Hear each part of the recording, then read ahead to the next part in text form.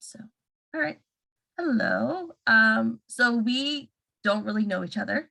I've seen your name a bunch on like mom groups, or we have a lot of mutual friends Yes. from the Same. town. Um, so nice to meet you. You too. Um, Thank you for joining me today.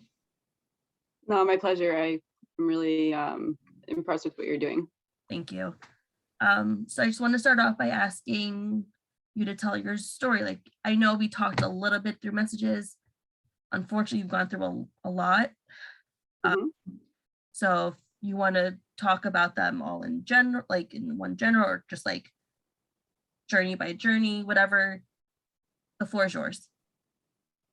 Okay. Well, I'll just go back to the beginning. And my first experience with loss was I was 5 years old, and I was in the car with my mom, and we came home, and there were ambulances outside of our house. And I had a baby sister. She was 9 months old. Her name was Michelle. I don't remember very much about that time, but I remember my mom's reaction. And again, a lot of childhood is gone, really, but I do distinctively remember how my mother mourned my entire life. um, and until the day she died, she lit candles on her birthday and on her memorial, and I keep that going. But I'll just never forget that image of her. It's always sort of embedded in my brain as being part of who she was. And after you lose somebody, because I've lost my mom, after you lose somebody, you really only have like these threads of DNA of who they really were left with you, and that was one of them. When I was in high school, my dad my dad started getting sick before high school, but it was a very long process. And it was also at the time it was on the forefront of the media, his disease, and we sort of cowered from not just death itself, but from what he had, and we hid from it. We lied to people. Um, Not until many many years later did anybody know, and very few people knew. So when he finally did pass, maybe 8 years later, it was different. We'd gone through this long transition of just sick to sicker to sick to knowing what the end was. Um, and then when it finally happened, it wasn't a shock. It was like what my mother went through with my sister. It was expected. We had already built up some sort of there's a word for it. It's like a pre-grief. I don't remember the word, but it's out there in psychology, where you've already kind of come to terms by the time the event happens. Mhm. Um, and that was he was I was in high school when he passed, so that was pretty much my childhood experience with death. I did lose grandparents. They weren't particularly close to us. And in both experiences, I'd say that like I handled it like somebody my age would. you know um Yeah, 5 years old. How do you like? Was it just you and your sister? it was just I was after that I was an only child. Yeah. So like, how like the whole dynamic of your life completely just changed. I can now understand it better as an adult who's had two children pass, and both of my children experienced our son passing. Serafina was 5, and Aylish was 3. And I can't encourage this with parents enough. Um, don't overthink it. Just like kids. I mean, if you're going through this experience, don't overthink it. Don't over explain. Um, they'll just absorb it in their own way, and process it in their own way. And sometimes they'll say things that kind of like hit you like right in the chest, because Mhm. the innocence of it.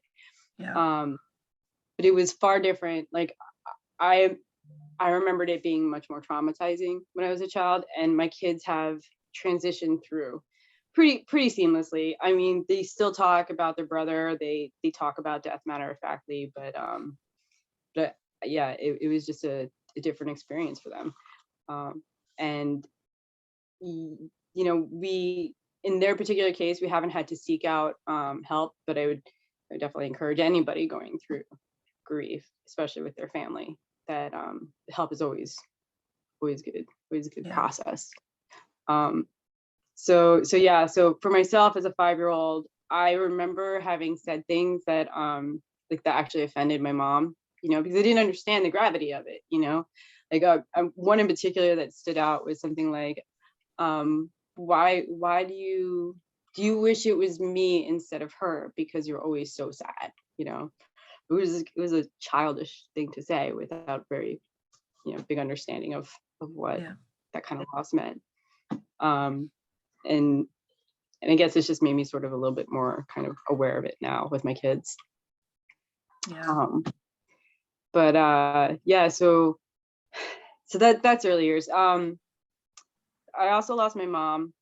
I'm speaking to that first. It's out of chronological order.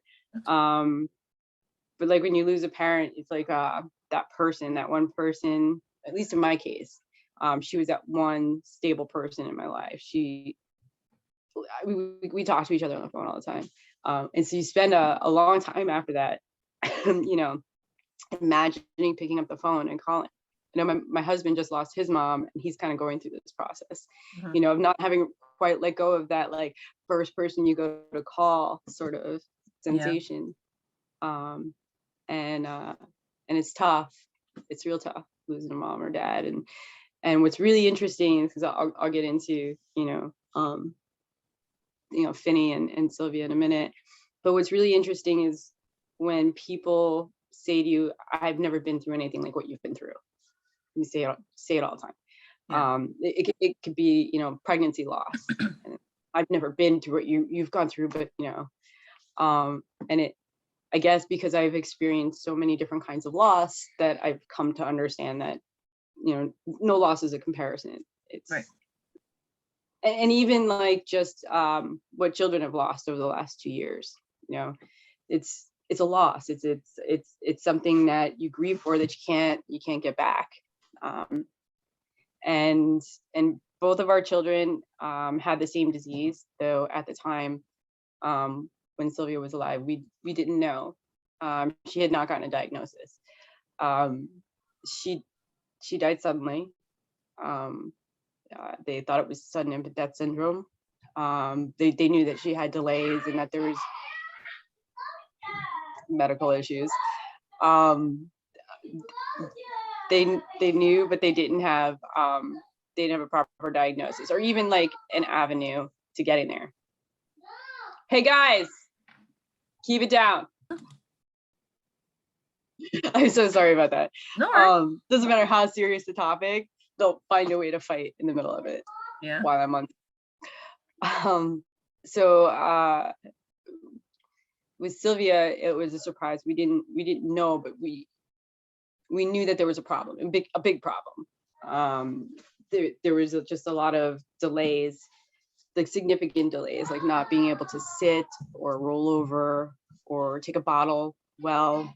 We never, transitioned past the point of knowing or like learning what the outcome was going to be. And it was similar to what my mother had gone through. It was the shock, that you wake up and your whole world has changed. Here was a mom, a first-time mom of a special needs kid, and now I was nothing. And that grieving that moment alone. I was actually pregnant at the time too, but still for that period of time, not being a mom after being a mom. So we had 2 kids. I lost my mom in between, but we had 2 kids, and we rebuilt our life here in Bridgewater. This all happened in Weehawken, right outside New York. We came back, built our life here. And when we got pregnant with Vinny for the 4th time, man, when we found out he was a boy, I can't even tell you. We had 3 girls, Sylvia, Serafina, Ailish. A boy, man. I thought from the get-go that I was a boy mom, you know, skateboarder. I like kind of like other dangerous things, rock climbing, and I've always, you know, walked around outside barefoot. Like I just who I was. And here I had these two, one girl who's like super girly girl too. And then Ailish, who's not quite, but here it was, I was gonna finally be a boy mom. And it was in 2018 when we found out we were pregnant. It wasn't very long before we knew, because we'd seen the signs with Sylvia. So like we just saw, right?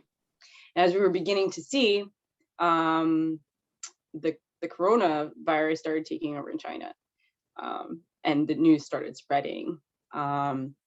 So I would say by January, February, we had already seen like the big doctors, the neuros, the genetics team. And one of the doctors was like, well, you need to go out, take him to have an eye exam. I'm like, okay. I'm like, I don't actually really give a shit about whether or not he could see at this point, because like I'm more worried about everything else. But if you think I should go take him to get an eye exam, great. Glasses too. We'll add that. He had the helmet. I mean, everything, all the medical devices. So now we'll just add glasses right to the list, right? I don't know why this made me so angry.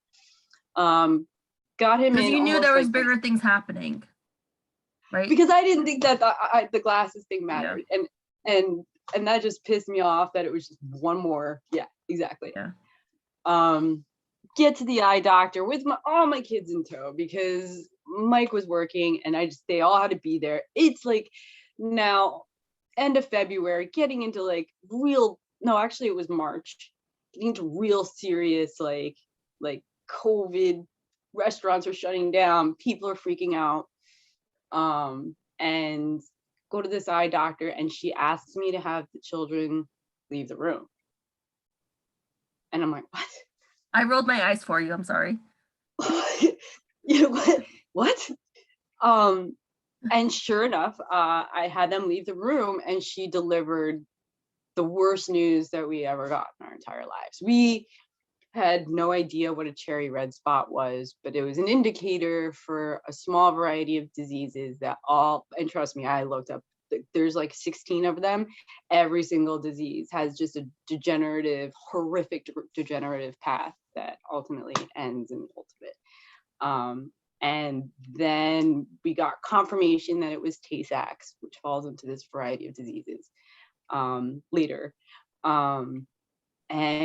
And the day after, the whole world shut down. Murphy literally pulled the plug on everything. And we are now isolated with a sick child who's gonna need unthinkable and unimaginable care.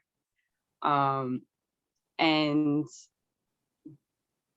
somewhere in the middle of it, little things started happening, little sparks, you know, people from all over town, you know, were catching on to our story, and then I made a mask, and then like people were like, how can I help? What can I do? My daughter's preschool teacher. And were you part of the mask squad? I was a founding director of the mask squad. But I not one person really started it. It really like became such a phenomena that like there were just so many people involved. Yeah. And from that I got this like, well, you can't call it hope, because there's no hope at this point. But I just got this purpose. I couldn't control anything else going on. I was teaching my daughter at the kitchen table. My son's hospital bed was like right next to her, and then my other daughter was at a desk. You know, I was making a triangle, but in between that, I could control one thing. I could sit at a sewing machine and I could sew masks. And through that, I made a lot of friends, and acquaintances, and just people in the community that just like, I can't even tell you, they brought us food. They brought us, you know, we called Finny the fox. His name is Finnegan, but we called him Finny for short. And he was Finny the fox. So like, you know, because he had a little fox hoodie. And I made him wear that until like his legs were literally pudging out to the point like couldn't wear it anymore. But people would drop off. It's like I'm looking at a fox right now, like a stuffed fox on my daughter's bed, and they got me through it. I part of it too is that I belong to the gym. I belong to Lifetime. Several times before the shutdown, I when we were struggling with what's going on with our son, like in the beginning, before we knew it was like real bad, I used the gym as a crutch a lot, and then of course everything shut down, and then after we lost him on October 3rd, one of my closest friends, her name is Marcy. I call her my friend Marcy. It's literally in my phone because I'm always saying, this is my friend Marcy. But my friend Marcy is everybody's friend Marcy. She knows everybody. Everybody knows her. I think we're Facebook friends too. Oh, I know you are because I checked and I saw the connection. So she's everybody's friend Marcy. She literally came and pulled me out of my son's bed. I was sleeping. My son had like a toddler bed that I turned into a hospital bed, and I was sleeping every night in that. And she came and dragged me out in the morning and took me to the gym. We were surrounded by like women who had been involved all along, and they pulled me out of it, because I could have easily stayed there, for years. But I was fortunate that I had this network of women. The whole takes a village. Actually, there's 2 foxes over there. Sorry. But the whole it takes a village thing is pretty incredible when you have a village like Bridgewater and the ladies of Lifetime and everybody in the mass squad too. So yeah, that I gave you a pretty like word vomity version of the events. Did you have any questions or? Yeah. Go for it. So, as someone who, just lost her sister at 30, was 34. Yeah. Tragically, just, obviously not the same situation as your sister, but both one minute they were here, the next minute they were not here, with nothing that we could have controlled. And then seeing your parents, my parents, aren't older. Your parents were, I'm going to assume, a lot younger, probably younger than you are now, maybe. My mom was 60 when she died. My dad was when your sister passed. Oh, my sister passed. Yeah, they were young. Yeah, they so were in their 20s. Yeah, so how did that change the way you guys live, how you grew up? Like right now as an adult with obviously adult parents, but you know what I mean? Like our dynamic completely changed, and all my siblings are adults. My brother, who's the youngest, is 26 years old. And like, just because my sister didn't just die, like the dynamic of the family died, and now everything is completely different. Yeah.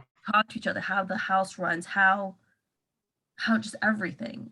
And I feel like sometimes people just think that this just one event occurred, but it like snowballs into a bigger thing, and I think sometimes that's hard for people to understand. So as your parents being in their 20s and all of a sudden their whole world completely changed. In 20, you're still like learning about the world. Mm-hmm. How did that change? I don't know. I don't know if that makes sense. I think it's what's interesting about what my family has often chosen to do in the aftermath is big change. So after we lost my sister, my mom and dad packed us up in one of those old 80s trucks, like older, probably 70s trucks, like they're awful at the time. and drove from Florida to New Jersey. They just packed everything up and left everything behind. So for them, they went through like they were like, what, we're out of here. And I've seen a lot of families do that in a lot of different ways. Like you've seen them split up, you've seen them like just, kind of dissolve or fall apart or just blast off into some other place. Right. The other thing that changed a lot, and I noticed this through each consecutive experience, is language. Language changes. Nobody could ever tell jokes about, remember the baby jokes? Nobody could ever tell those jokes around my mom. My father was HIV positive, and anytime like a joke about AIDS, which happened often, people don't even realize it, or gay jokes, my mom would get really upset. It was completely not allowed. And then we have family members that would just like bowl over that, not realizing, completely insensitive, or just didn't know because we hid it.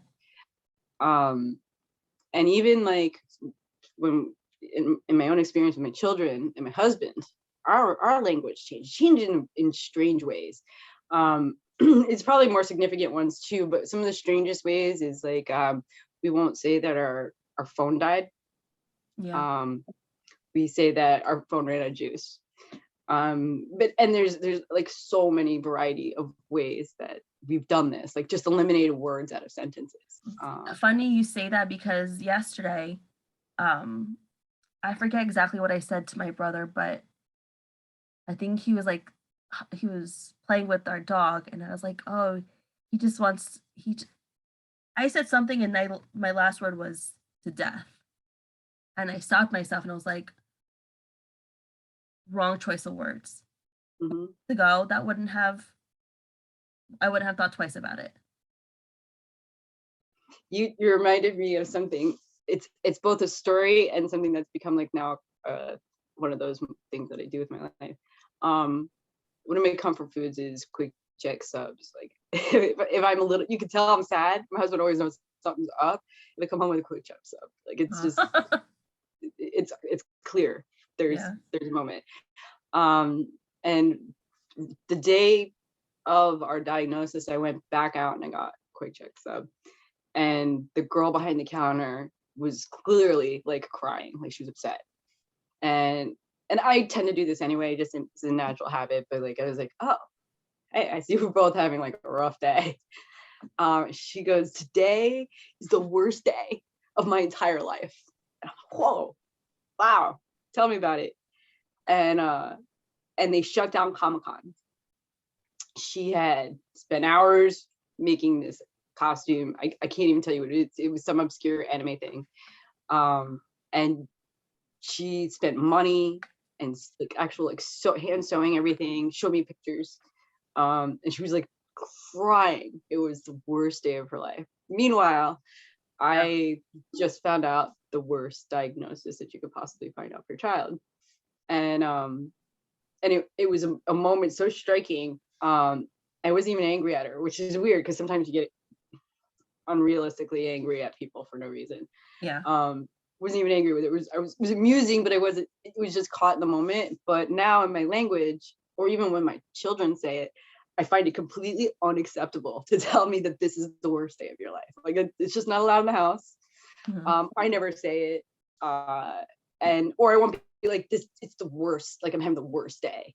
Or that's probably what I just said. Or she like this is the worst. Just that like extreme, like I don't know, language that I get it. You could be like, I'm having a terrible day, I'm having a bad day.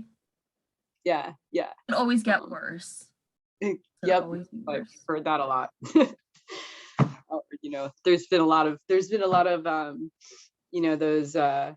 those attempted words that were meant to be kind that are just like I was saying to someone else, I said we should write a handbook of things not to say to someone who is grieving, which is pretty much everything.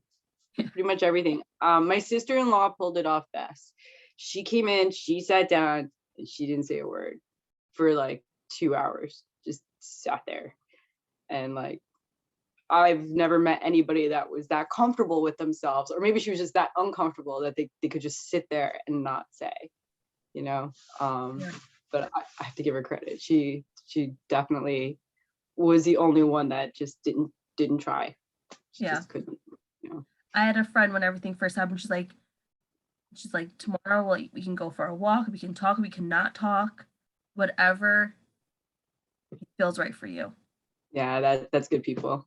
Yeah. That's good. That was my friend Marcy also.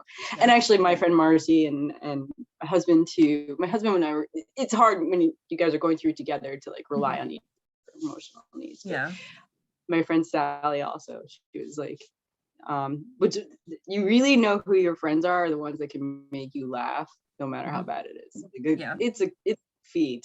I don't know Yeah. how they did it, but man, they kept me sane. I The have whole a process. friend who, when I spend time with him, he makes me feel like life is normal. Yeah. Like he makes me feel like it's September 1st, not 2nd. Like that's when life Right. sucked. With in terms of my sister. So when I hang out with him, I'm like, oh, I like relax myself. I feel like okay to laugh, and it just feels normal. And just even if it's just like an hour or two, just to have that little like mental break, like really, really helps. Yep. You're always constantly in your mind, and it's exhausting. Right. And sometimes the people that you're closest to are the least capable of comforting you. You know, Right. in my marriage alone, like that's why my husband always called his mom, you know, and I always called Marcy. But like, yeah, it's a lot of pressure to put on somebody that you're really close to, especially like kids and stuff like that. I mean, it's a whole different world, right? Especially as you're older, I can't even imagine knowing somebody for an entire lifetime and then trying to like, you know, cope with your own, let alone get your parents and everybody else through it too. Yeah. It's tough. When everything happened, with your sister and with sadly with your own kids, did you hear a lot of people saying like, how's your mom? Even though, your sister had two parents, or were people saying to you, oh, how are you doing? Instead of like, how are you and your husband doing? I feel like everyone's always like, how's your mom? I'm like, my sister had two parents. Like, I don't know. For some reason that like really irks my soul. That like really irks my soul.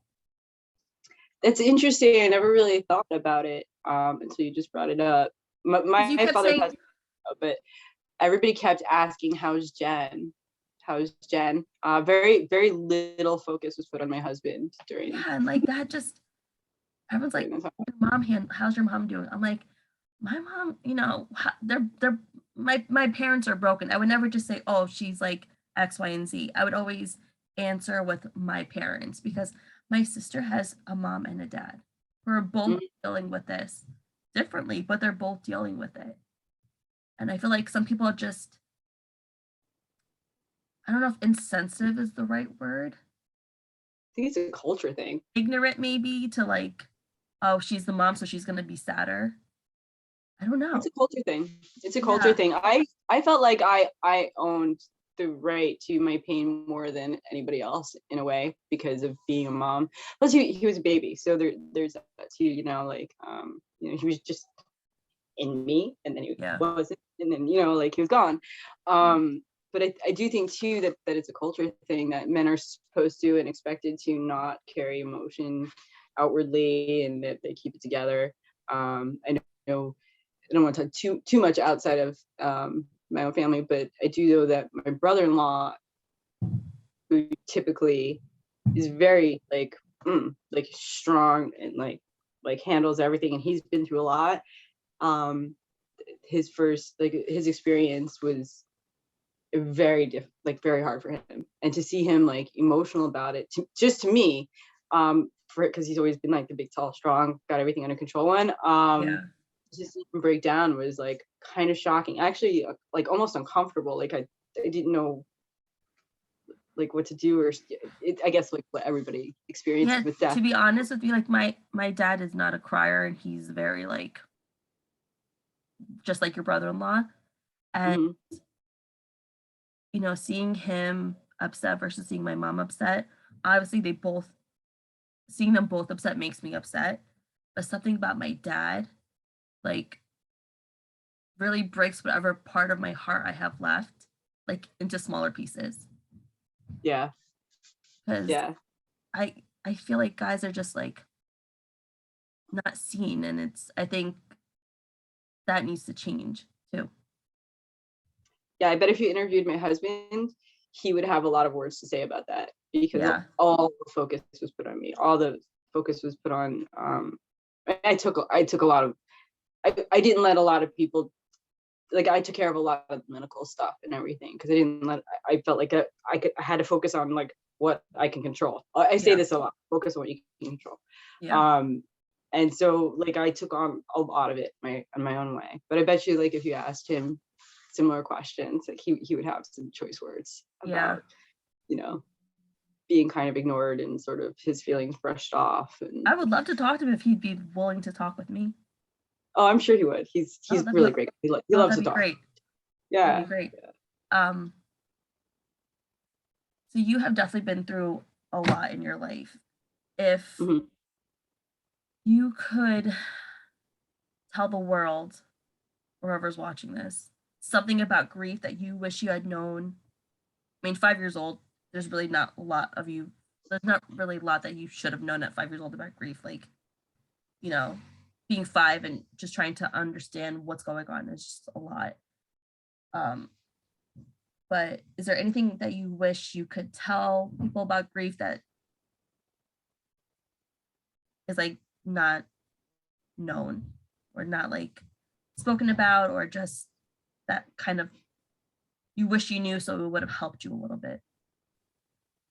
I mean, a lot of people will have the like natural urge to say, live your best life, live life. Don't wait, live it. And that's true. And I find it very hard in these times now to because there's so many constraints, not as much as there were, but like there's been so many constraints on how you can live your life and what you're allowed to do and what masks and everything else. But not big deals, not political, but like I'm just Yeah, saying there's more now than before. So it's hard to like say that without it being a political message. Um, but I've said it a couple of times before. The only advice I have, besides like what everybody else will tell you, is that you can't focus on the things that you have no control on. I mean, you mhm, will, you'll get an awful diagnosis. You'll go down the rabbit hole to see like what percentages of a chance. You'll rabbit hole the person who might have been responsible for, your loss, but none of that's actually in your control. right. Especially when you're dealing with somebody who's sick, you have to focus on one step in front of the other and doing the things that you can do to keep life moving forward, keep Mhm, everything moving forward. And I would say that that's really advice I would give in any crisis, even now in the pandemic, even now with, when we're dealing with all the things that we're dealing with kids in school, out of school, all these other things.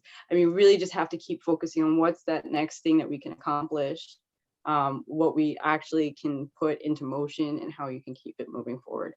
Um, just staying stagnant and spending this time circling around in the things that will have no outcome, right. um, is really just that cycle of grief that keeps it going for years and years and years. So I think that's it. I think that's the only remote advice I could I could come up Yeah, with. Or join a gym, that helps too. yeah. um, when it comes to your two daughters right now, do you speak about your other kids with them? Is it like a sensitive subject? Do they? I mean, you said your first daughter was the oldest, right? Hmm. So Yeah, Sylvia was the oldest. Sylvia, um, so when people say like, "Oh, how many kids do you have?" Obviously, you say you I have 4 kids. I do now. It's funny. It took a very long time to get to that point. That's one of those things where your language changes, you know. I won't say I have two kids. I'll say I have two daughters at home. So, Okay. you know, I curtail things Mhm. so that I'm not committing to saying that I only have two children. But yeah, again, it's another one of those language choices. As for my kids and how I talk about their siblings with them, is all very matter of fact. Unless I'm just in there are days I'm in a state of mind, especially as it gets closer to anniversaries and holidays. I might be in a state of mind where I'm like, let's just not talk about that now, and they'll Mhm. back off. But it's rare. Normally it's, you know, my kids will come out with something like, oh, Finny was so cute in this picture, or, you know, like, oh, I found one of Finny's socks, or oh, I'm sad that Finny's in heaven. And when they're talking to their children, they'll be like, matter of factly, oh yeah, my brother died and went to heaven. um it's better than the alternative. I spent my lifetime as a kid tiptoeing around it. Right. Was always, we said, be careful what you said. So, and even further into it, because there was such a stigma around my father's death, we really tiptoed around it. So for my kids, they lived it. Um, it left its own imprint, but I don't think that they're traumatized. Right. So I'm fortunate for that. Maybe if they were a little bit older, it'd be different. How old You are know, they? 5 and 7. Yeah, and Serafina was this was 2 years. So Serafina was 5 when Benny passed. So, yeah. Old enough to know, but like I was the same age actually. My Yeah. daughter died. My sister died. Oh yeah. That must have been like, wow. Weird milestones too. Because I knew when my sister died at 9 months. When my children reached 9 months, I was like, okay, everything's safe. You know. Mm. Um, but I don't really talk about the PTSD too much. But after Sylvia, I had PTSD with each one of my children, where when I left a room and then I came back into the room, I would have a panic attack as I was walking into the room, because I You weren't found my sure what dog. was, yeah. And when I walked in, I immediately had a panic attack because I didn't know what was on the other side. And it had weird milestones that started to fade by like 9 months. That she died when she was 14 months, like right around that time it started to fade, and I didn't have those panic attacks as much. But there was you have these weird milestones, like if I live to whatever, I'll have outlived my parents, you know. Yeah. So people set odd milestones. Sorry, I went on a tangent on that one. No, no, no. That's, I mean, I don't think that's talked about enough either. So, I mean, that's, yeah. I know for me personally, in terms of my sister's passing, um, she was one of the victims from Hurricane Ida. And the September 1st is when, you know, the hurricane ran through. And Hmm. my mom and I were actually stuck in the same storm because we were coming home from Maryland from my best friend's funeral had passed on that Monday. And so there's like a lot of guilt and like PTSD, like you said, because like we were in it also. And you know, we didn't know at the time. My mom and I didn't find out till 4:30 Thursday morning that they hadn't heard from my sister. My dad and you know my other siblings didn't want to tell us because we were ourselves stuck in a situation, and we were up in um, Basking Ridge because we finally were able to get through 287 to 78 to find a place to just park the car for the night, and it took us 3 hours to get home when my dad called us at 4:30. So 7:30 finally got home, and 7:54 the cops came to the house to tell us that, you know, the news. Um, so there's a lot of guilt from that. since we were in it, she was in it, we were able to make it home and she never was able to make it home. And I know, people say, oh, it's not, it's not your fault, how whatever everyone says to you, Mhm. but it doesn't change how you feel. And, there is a lot of PTSD in terms of that. When we were stuck in the car on 287, the water was like up to the door.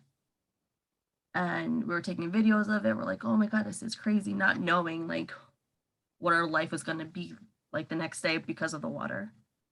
And remember taking pictures and like sending it to like my siblings or like my cousins. We're like, oh, this is, they're all checking in on us. And like I can't even open up those messages anymore because it just brings back like all these emotions. And it's just hard. It's also very new, you Yeah. know. You definitely have to cut yourself some slack. Yeah. Let yourself feel like it's hard, Yeah. because it is. And I can't say it's gonna get better. It just changes, you know. Yeah. I mean, my mom hasn't driven a car since that day.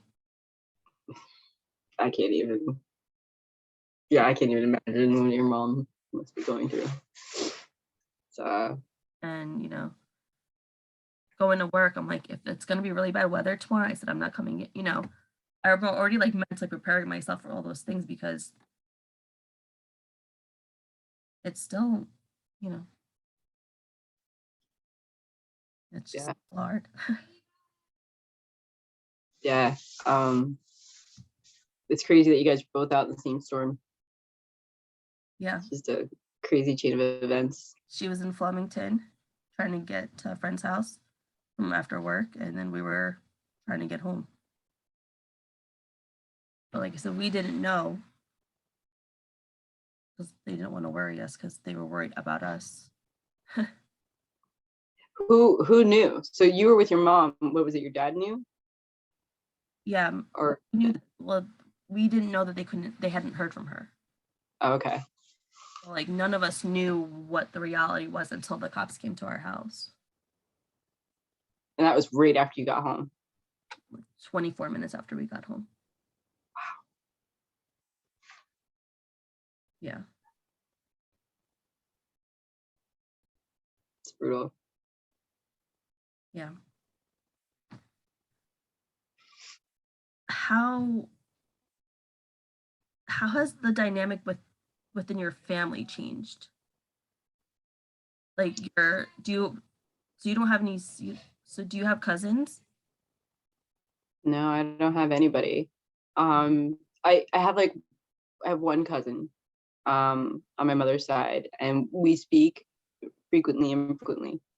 But I don't have I also have a half sibling who has his own struggles. A lot of them. But outside of that, I don't have any family left. Mike has 3 siblings, and a gazillion cousins. He's Irish, like a bazillion cousins. Oh my God, I know nobody when we go to events. So he's got like a lot of family, but they're all like pretty far away from us.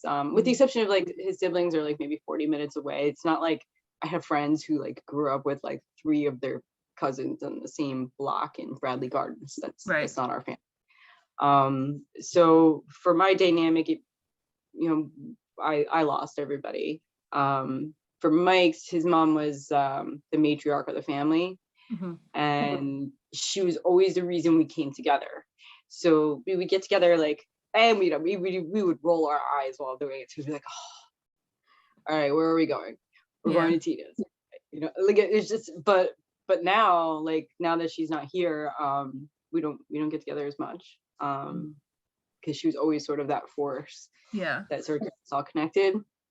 My brother-in-law and sister-in-law do a pretty good job. All of them actually do a pretty good job of like getting together once a year or around Christmas. But but yeah, for the most part, she when she passed away, it sort of like fell apart a little bit. Yeah. I'm just asking because I know like when everything happened with us, with my sister, the first like 2 weeks, people were constantly over, constantly calling, constantly visiting, constantly, where it was like, oh, we just need like a minute to like ourselves. And then, once the funeral happened and all that stuff, it seemed like all that kind of slowed down. Hmm. And it felt like we Yeah. were alone. And, people reach out and like, oh, we're here if you need us. But like, I feel like we've been forgotten. Hmm. And Yeah. how do you go about that? And like, I don't feel like it should be our place to be like, you guys should be coming over to visit us. A lot of people will ask you to just let me know if there's anything I could do for you. Yeah, I'm not going to call you though. Like, oh, like my husband will be like, why didn't you, this is just a marital fight. My husband will be like, why didn't you just tell me you wanted me to do that? And I'm like, I mean, that's like literally another job, right? Like they don't mean to, they mean it when they say they would do anything for you, just let them know. But like, they have no idea, like kind of burden it sort of puts on you in the conversation. So like, while they're coming around saying, if there's anything I could do, if there's anything I could do, and then all of a sudden everybody's gone, Yeah. like things are quiet, and you're like, yeah, you mean you said you would do anything for me, but now you're not here. It's again, I think it's just one of those processes that they go through, that other people go through in order to feel like they've done the best they could for you, and maybe they have, you never know. Yeah. But there's that moment of silence, like where you feel like you're almost staring into the abyss, and you're like, actually have to deal with your loss now, not making sure that there's forks out for the cheesecake and like finding extra napkins and looking for toilet paper, for the visiting aunt who's hasn't been in your house in 3 weeks. It's like all of a sudden now I actually have to grapple with this, and I'm not distracted by anything. Yeah, it's so hard. Yeah, yeah, it is. It's particularly hard in a pandemic. I mean, it's not the same, Yeah. um you don't have as many places to go to distract yourself. um so yeah, and it's not even the same kind of contact with people either, it's like the Yeah. kind of hug, or the like pat on the back or the fist bump. You don't even know what you're supposed to do anymore. Yeah. Can you for a hug? And you're like, oh, is that like a weird awkward first date moment where you're like, okay, all right, we can do that. Okay. Do some hand wipes.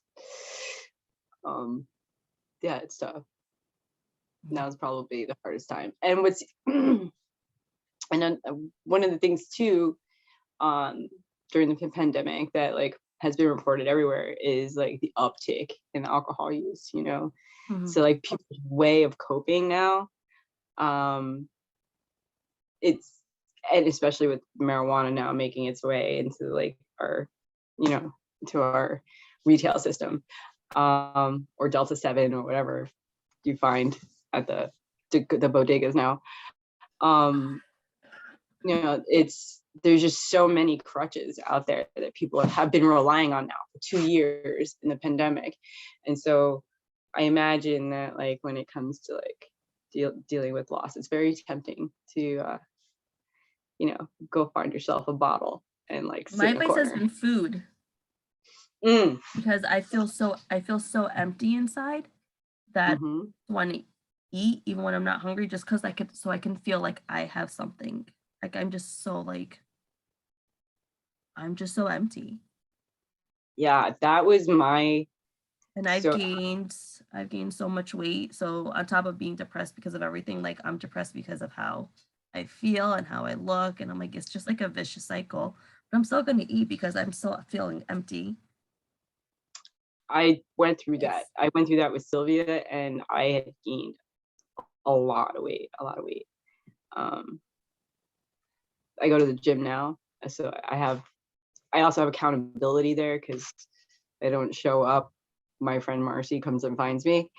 But yeah, that was my biggest crutch after losing Sylvia was, and my mom. In fact, I was pregnant with Seraphine at the time, and it was being with my mom all the time because I was in New Brunswick, and I would like go out and I would get food and bring it back because I thought that that would be some kind of comfort thing for her while she was in the hospital. But then I would just eat it, and then I would, because I was with her all the time in the hospital, I would just go back out, get more food. So yeah, I gained a lot. Yeah. Weight. Yeah. It's a super vicious cycle. And Hmm. it's like a mental vicious cycle. And I don't know about you, but I'd rather, let me see how I'm going to say this without coming off like not how I want it to come off. But for me, like mental is so much harder than like physical. Like I know physically I can do all this stuff. Like I can do the gym. I've been to the gym. I like going to, who really likes going to the gym? But like after Right. I'm so glad I went. But like when if your mental is like blocking you, that fight is so much harder. Hmm. And that's like one of my biggest problems. And because my mental is so like down right now, um, it's just like hard to explain really to people how I'm feeling. Cause I'm like, I don't even know how I'm feeling or like what I'm feeling, if I'm feeling. I'm just like, you know, so empty and numb that I'm just kind of like whatever, going through like the motions. Um, Yeah. but it's just like so hard to like get through that. Yeah. And in the weather is not going to help you out either. Go, Grieving in the winter is so much harder. I mean, I hate comparing, but grieving in the winter comes with these challenges that you Yeah. don't have like in the summer and the warmer times, because you just walk outside and you can. And I found myself doing that a lot, walking a lot in the beginning. But yeah, we lost Vinny in October, so that just being stuck inside, and then you just find yourself wandering back and forth into the like pantry or cooking something like way too elaborate just to like take your mind off of whatever you're doing. Yeah. Winter's a rough time of year in general, but it's definitely rough to be going through this. Yeah. And the cold just sucks. I hate the cold. Yeah. I feel like for me it's getting worse. I feel like I have to go through the worst, which I think it's getting worse before it'll get even like a smidge better. Mhm. And I feel like my worst is like going on an incline. Mhm. Uh, Yeah, I don't I don't even know. I don't even know what the worst is. Yeah, I've heard a lot because I mentioned my brother. He's the kind of person that hits rock bottom a lot of times. I don't even know what rock bottom is anymore. Emotionally or whatever. yeah. Um, yeah, the best I could say is just try to find that path that's going to Yeah. get you out of it. I remember when Whatever. this first happened, um, I think it was my first day back to work. And, you know, that was a struggle on top of everything else. And I was texting with my old trainer and I was like, I said, things can't get any worse than what they are right now. And he Mm, called me and I was like, hello. He's like, I wasn't expecting you to answer. I was going to leave you a voicemail to say, don't say that because things can always get worse. hmm And I said, oh my God, like how much worse can things get? that's another thing that's erased from my language. I used to, yeah, yeah, Yeah. But yeah, he's right. Things can always be worse.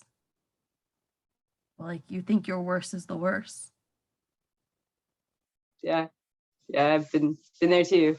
Yeah. Um, yeah, You it's have like crazy. such a strong like attitude. Like I Hmm? didn't know you and I would be like your best friend. um, yeah, it's all fake. I'm gonna be off in the corner crying in a while. No, I took on a couple things in my life that made me feel stronger. I Mhm. go to the gym. I took on boxing. Oh, I skateboarding has always been a coping mechanism for me, all throughout my life, and I started doing that again. Um, I know so you I find practice right around the corner from my house. Oh, that's right. Yes, over at Alfred Brown Park. Yeah. Yeah. Yeah, it's really great. You should come by in the spring. It's like super fun. The kids are amazing. Um, but I try to find those things that give me edge. I started in the beginning of my fitness journey. I've lost about 80 pounds since I joined Lifetime, since I had Finney. 70-ish, between 70 and 80. And one of the first things that got me like an edge was like a hot yoga fire class, because it'd be so hot that I'd be like on the verge of blacking out, and I felt like I could just find that edge. So yeah, that's sort of kind of always been layered into my life. Yeah. I have to have something edgy, something like that I can push my limits. I'm not like, when I go to the gym, I'm not a super great fitness. I complain a lot, like a lot. It's hard to be my gym friend because I'm like, I'm the one complaining about how hard it is. Unless it's like my other closest friend, in which case I'm like super competitive with her, and I don't pass her at all. But everybody else, I'm like, oh. But the things that I like really get like some aggression out on is like the bag, and doing stuff like that, and skating Yeah. and stuff like that. But it helps to have like a place to like bring that anger and get it out. So if you're gonna pick anything, I recommend boxing, kickboxing. Yeah, actually, yeah, I kind of want to get back into the boxing because it I've done it before and I'm like, this is a I'm not one to like express my emotions. I'm very like I hold a lot Mm. inside.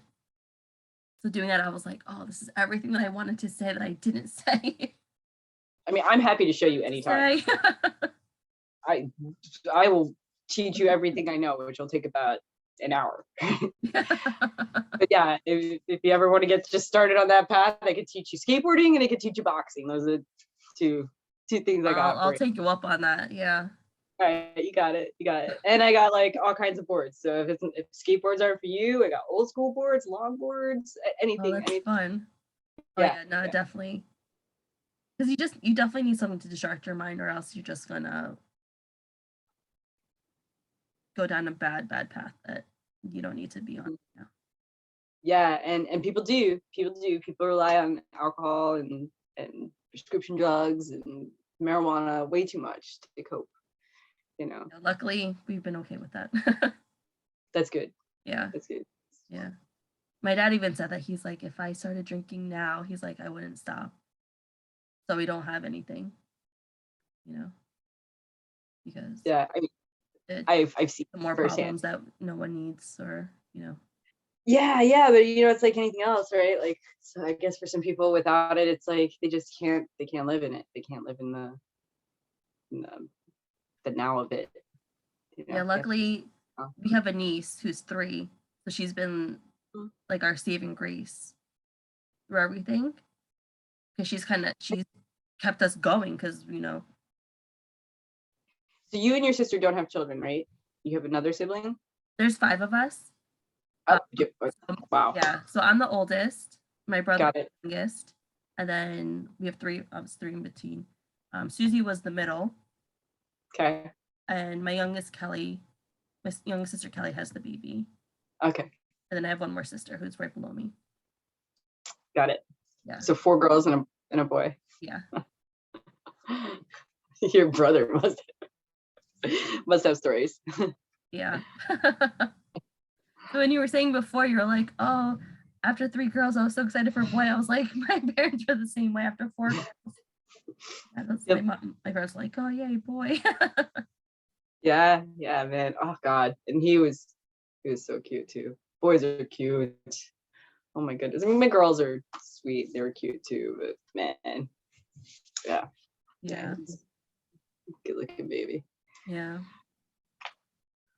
Well, I want to thank you so much. It was like an honor and a pleasure. Oh, same. And I would love to like meet in person. I'm in. Um, I'm that'd be always awesome. around. Yeah. Yeah, I'm down. And then, you know, if your husband would like to talk to me, I would love to hear his side because everyone who I've talked to are all women. Yeah, I would love to talk to a guy about his take on yeah. it. His experience is completely different. It Yeah. is. Definitely didn't get as much support as I did. Yeah. And definitely had to carry the brunt of a lot of things on his own. You know, Yeah. I would love to speak with him. I'm sure he has some words. Yeah. Yeah. Let me know. Awesome. All right, cool. I appreciate you doing this. I think it's a great idea. It's a great project, Thank you. and I think it's you to help women. Thank you so much. You got it. All right. Have a good day. You too. Take care. All right. Bye.